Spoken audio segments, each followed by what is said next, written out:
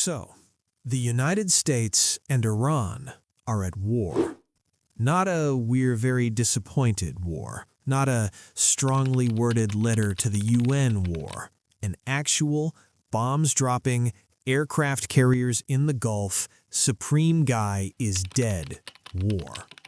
Let's talk about how 45 years of beef finally boiled over, and why absolutely nobody should be surprised. To understand any of this, we need to go back to 1979. Iran had a leader called the Shah, basically a king the US really liked because he sold them oil and didn't cause trouble.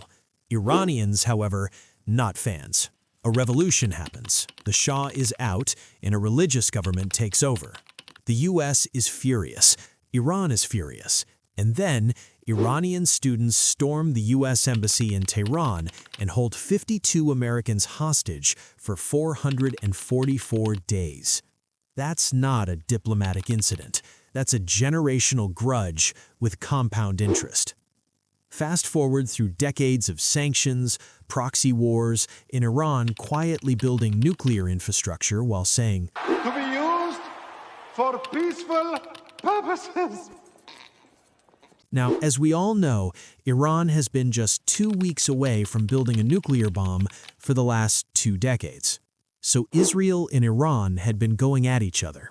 Airstrikes, missiles, hundreds of drones flying in both directions for 12 days straight. The world's most expensive game of tennis. Then, Bibi called up the Don and said, "Hey, little help?" And the Don, very humbly, with great modesty, bombed 3 of Iran's nuclear sites. He called it Operation Midnight Hammer. Very subtle.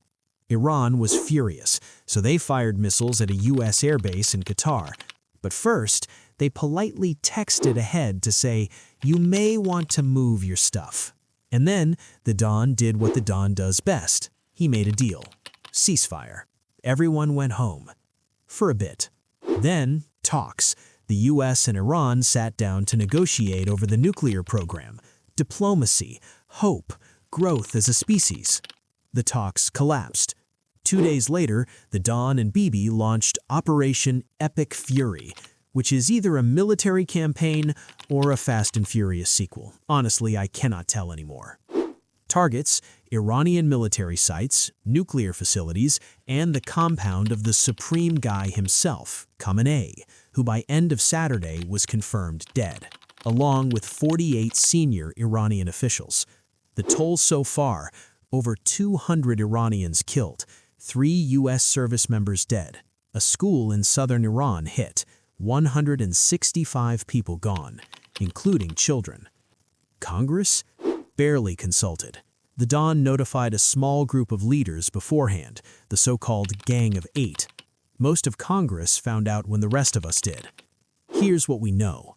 The US has 30,000 to 40,000 troops across 13 military bases in the Middle East right now. 2 aircraft carriers already in the region. No ground invasion planned. At least, officially. Iran doesn't have nukes. Yet. They've enriched uranium way beyond what any power plant actually needs, but no one's shown hard evidence of a finished bomb. So the question isn't just who wins this war. The real question is, what does Iran look like on the other side? Will it finally become a prosperous, peaceful, stable country? You know, just like Iraq did, and Libya, and Syria. Drop your thoughts in the comments. I'll be reading them.